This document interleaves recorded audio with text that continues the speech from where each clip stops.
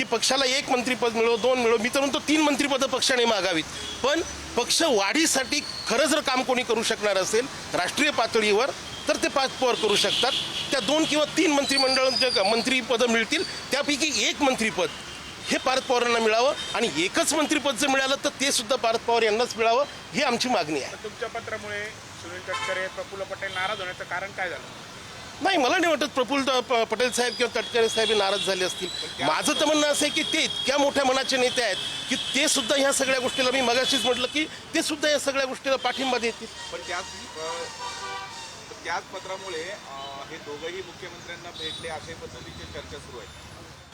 नाही, मला ते माहीत नाही, ते त्यांना विचारलं पाहिजे की ते नेमके कशामुळे मुख्यमंत्र्यांना भेटले. पण जोपर्यंत पक्षातल्या अंतर्गत माहिती माझ्याजवळ आहे, जी कालच्या दिवशी तटकरे साहेबांनी स्पष्टपणे सांगितलं की ते त्यांच्या काही कामांच्या निमित्ताने मुख्यमंत्री महोदयांना भेटले होते, एवढंच त्याचा अर्थ आहे. त्याच्या पलीकडे मला काही त्याचं माहिती नाही. असं आहे, पक्षाच्या तुमच्या ज्या अध्यक्ष आहेत त्या उपमुख्यमंत्री आहेत, जर त्यांच्या काही अडचणी होत्या तर त्या उपमुख्यमंत्री म्हणून सुमित्रा पवारांकडे सांगणं अपेक्षित होतं.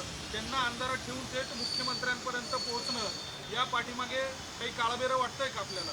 मला तसं व्यक्तिगत जर विचारलं, मी काही पक्षाचा अधिकृत प्रवक्ता नाही आहे, मी उपाध्यक्ष आहे, परंतु मला जर विचारलं तर मला असं काही काळबेरं वाटत नाही. त्याचं स्पष्टीकरण जे काही आहे ते तटकरे साहेबांनी पुरेसं असं स्पष्टीकरण काल दिलेलं आहे, वहिनींकडे पण दिलेलं आहे. तो त्या पातळीवर त्या चर्चा झालेल्या असतील आणि ठीक आहे ना, भेटीगाठी होत असतात, त्यांचा तो लोकशाहीमधला अधिकार आहे. मुख्यमंत्री महोदयांना कोणी जाऊन भेटू शकतं, तसं ते भेटले, त्यात काही वावगं आहे असं मला स्वतःला तरी व्यक्तिशः वाटत नाही.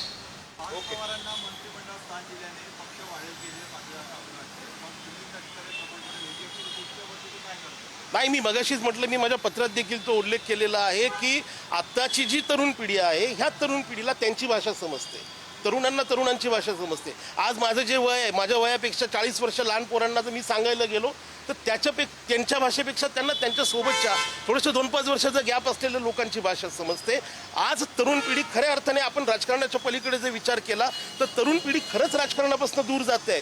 तरुण पिढीला ह्या गोष्टींचा आता कंटाळा यायला लागलेला आहे, हे सगळ्या गोष्टी नकोशा वाटायला लागलेल्या आहेत. आज आपण जर यूट्यूब वगैरेच्या चॅनलवर जर बघितलं, एखादे प्रश्न जर 10 लोकांना विचारले तरुणांमधल्या की राष्ट्रपती कोण, तर नावं सांगता येत नाहीत. ही परिस्थिती आहे. घटना काय, कसं आहे, काय हे सांगता येत नाही. त्याचं कारण हे सगळं नैराश्याचं वातावरण राजकारणाच्या बाबतीमध्ये तयार झालेलं आहे.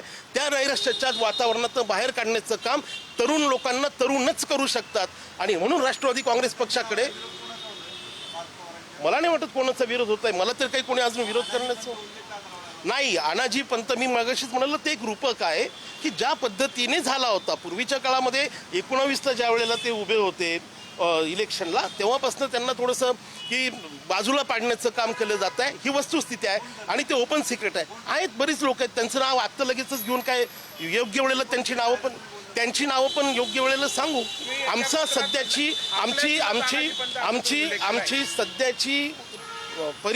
सध्याची प्राथमिकता ही आहे की आमचा पक्ष वाढावा. आमचा पक्ष वाढण्यासाठी पार्थ पवार हे कॅबिनेट मंत्री केंद्रामध्ये व्हावेत आणि त्याच्यासाठीचे प्रयत्न आम्ही करणार आहोत.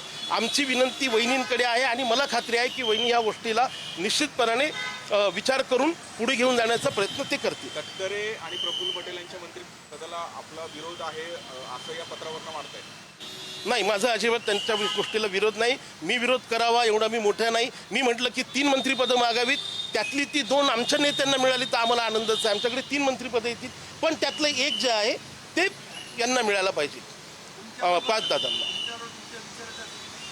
माझ्या विचाराचे, माझ्या पक्षामध्ये सगळे ज्यांची आपण नावं घेतात त्यांच्या असं सगळेच माझ्या विचाराचे आहेत. कारण की मी जेव्हापासून सकाळपासून हे पत्र लीक झालं, मी 13 तारखेपासून पत्र दिलेलं आहे, तेव्हापासून आत्तापर्यंत पक्षातून मला काही कोणी सांगितलं नाही की आमचा या गोष्टीला विरोध आहे. कुठे मीडियामध्ये, सोशल मीडियामध्ये ते आलेलं नाही. सकाळपासून हे पत्र आपल्या माध्यमातून बाहेर आलेलं आहे. खरं तर मी छोट्या छोट्या गोष्टीसुद्धा मीडियाला सांगत असतो, पण हे पत्र 13 तारखेला दिलेलं मी आपल्यापर्यंत पोहोचवलं नाही. याचाही आपण विचार केला पाहिजे. परंतु मला आजपर्यंत, आत्ता ह्या मिनिटापर्यंत देखील कोणी सांगितलं नाही. आमचा पक्ष एक संघ आहे आणि सर्वच्या सर्व नेते, युवा नेते असतील, खासदार, आमदार, हे सर्व लोक पार्थदादांच्या मंत्रिपदासाठी पाठिंबा देतील अशी आम्हाला खात्री आहे. तुमच्या पत्रातील 2 मुद्दे आहेत. तुम्ही म्हटलेलं आहे की पार्थ पवारांचं राजकीय करिअर सुरू होण्याआधी त्यांचं संपवण्याचं पाप अजितदादांच्या निधनानंतर काही लोक जाणीवपूर्वक करतायत. दुसरा एक विषय आहे की त्यांचं मोरल डाऊन करण्याचं जाणीवपूर्वक काम हे सुरू आहे. तसंच तुम्ही म्हटलंय आपल्यातीलच काही अनाजी पंत आहे. हे 3 मुद्दे बघता तुमचा रोख नक्की तुमच्या पक्षातील कोणावर आहे? नाही, खरं मी आता मगाशीपासून तेच सांगतोय की मी छोट्या छोट्या गोष्टी सुद्धा मीडियापर्यंत आणतो. हे पत्र उपाध्यक्षांनी राष्ट्रीय अध्यक्षांना लिहिलेलं पत्र आहे. ते गोपनीय पत्र आहे. ते आमचा पक्षांतर्गतला विषय आहे. त्या विषयी मी वहिनींसोबत बोलेल आणि वहिनींना बऱ्याचशा गोष्टी अनेक लोक सांगत असतात, ते वहिनींना माहिती आहे. मी आजच ते मीडियासमोर आमच्या अंतर्गत जे काही छोट्या मोठ्या कुरबुरी असतात प्रत्येक घरात असतात तसं आमच्याही घरात आहे. ते काही आत्ता लगेचच मला तुम्ही आग्रह करू नका. ते वेळोवेळी पुढे येईलच सगळं. धन्यवाद. अध्यक्ष बोलत होते.